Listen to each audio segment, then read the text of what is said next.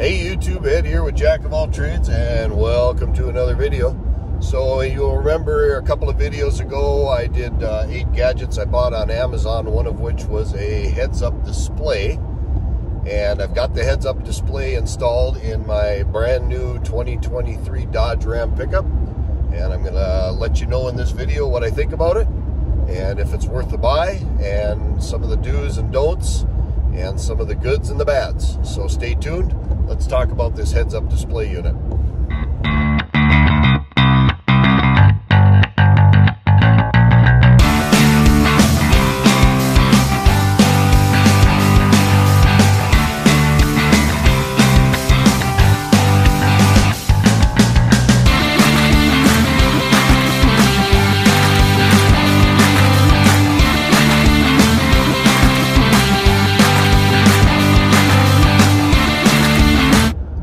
Welcome back. So yeah, let's talk about this heads-up display unit. But before you do, if you like this kind of content and you're liking these videos, you'd be doing me a huge solid by hitting that like and subscribe button down below. Make sure you ring that notification bell so you get notified of upcoming videos. But I do a new video every Saturday morning at 8 o'clock, so that's really kind of a moot point. And please hit me with those comments. I love interacting with you guys on the comment section, and it's just really enjoyable for me to interact with all of you guys. And I only ever ask for support with subscribers, comments, and likes, because I don't agree with having to ask you for money or having a Patreon account or anything like that. Now, I bought this heads-up display on Amazon. It cost me about 45 bucks. It was actually very, very simple to install. It's nothing more than plugging the unit into your OBD2 diagnostic connector of your vehicle. Every new car since the late 90s has got an OBD2 connector. Now, you have to read the fine print on this heads-up display. I do believe it's only good for, I believe, model year 2007 and later vehicles. And not all of those vehicles are compatible with it. It has to be a vehicle that has the speed control running through the computer. If you've got your speedometer running through a cable, this thing's not going to work, even with an OBD2 connector. It's got to be a speedometer that is run with your vehicle control module on your vehicle. So it's the later model units that'll work, and it says right in there, I believe, like I said, I believe it's 2007 model and later. And the speedometer has to be controlled by the computer. With that, all you have to do is quite simply plug this thing into your OBD2 connector, set it up on your dash, stick the little film on the window and the reflective film on the window, and it works. It's actually pretty simple. Now, there's a couple of things that you have to do to set it up for your vehicle, and the instructions are actually not too bad on how to set this thing up. But you're going to have to do things like adjust the speed for your vehicle.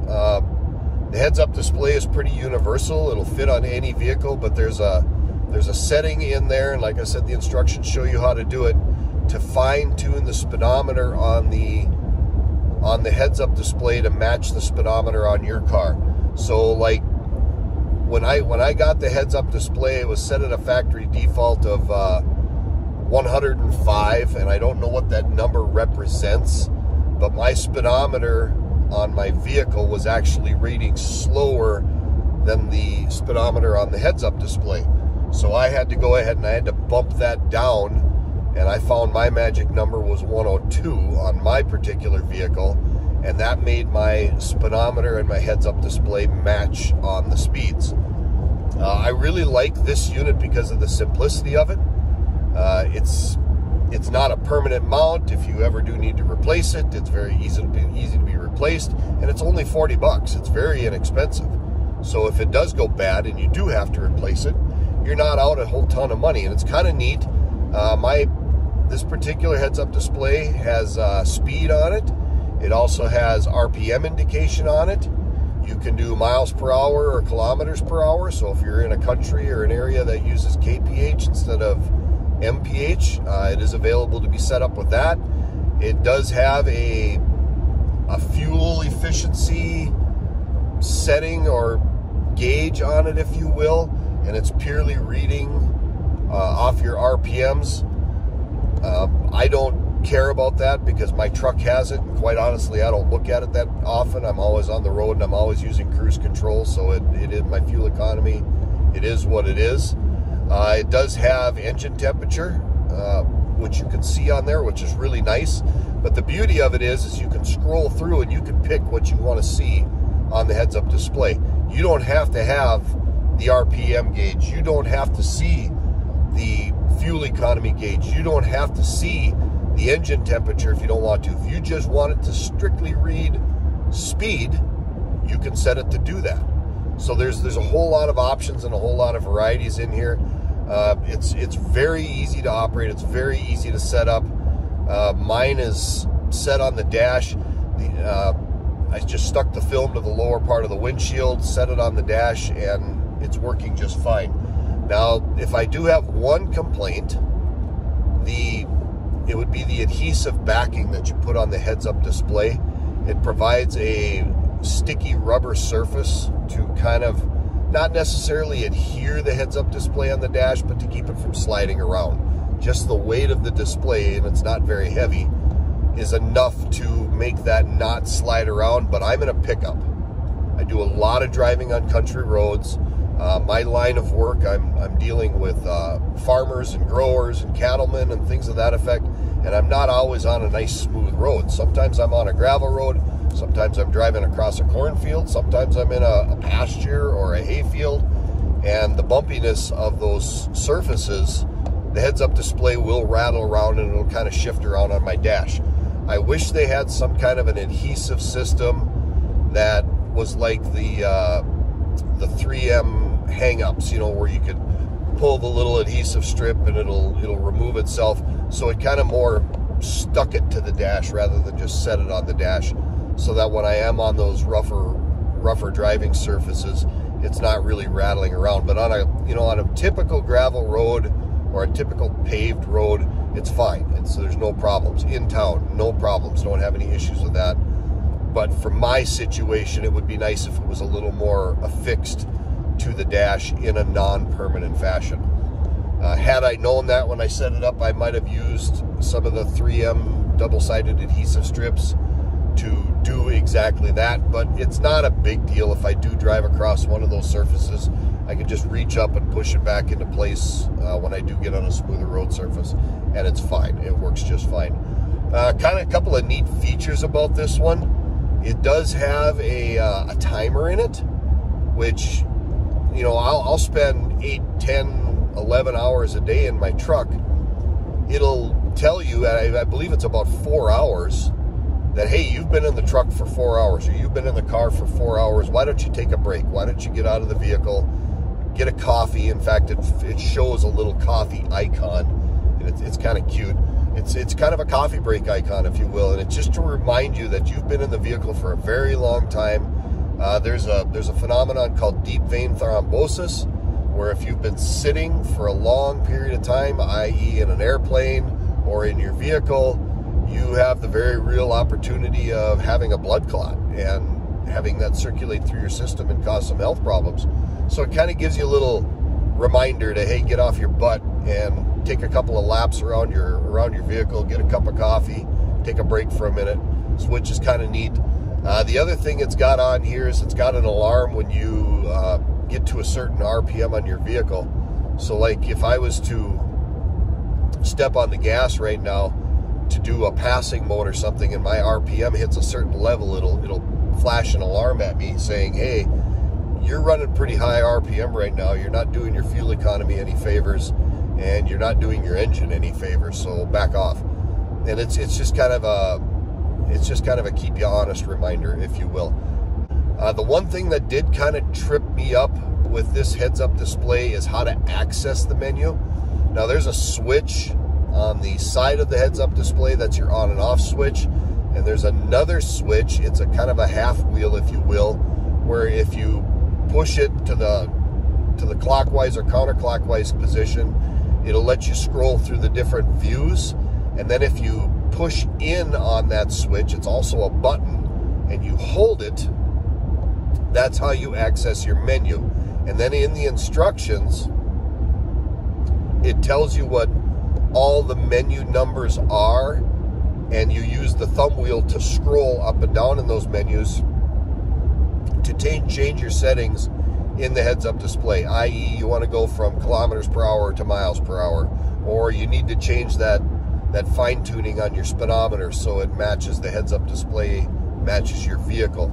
All of those menus are in there, and the instructions enumerate, you know, what menu 1, menu 2, menu 3, menu 4, what they all do, and what the possible settings are. So don't throw your instructions away. And the instructions are also downloadable, because I did throw my instructions away, and I just went to the Google and I did a Google search, and they came up, and I found the instructions. But it's very easy to set up, and I really like the fact that I don't have to constantly be looking down at my dash to view my speed. I can just look up, and it's right there on my windshield. It's in my peripheral view. It's not right in my line of sight. That's the other don't with this thing. Do not put it directly in your line of sight. Put it off to the side. The reflective screen they give you is semi-see-through, if you will, but it certainly isn't completely see-through, and it could be an obstruction for your vision and your view. So make sure that when you're setting this thing up, it's not directly in your line of vision. Set it off to the side, down nice and low.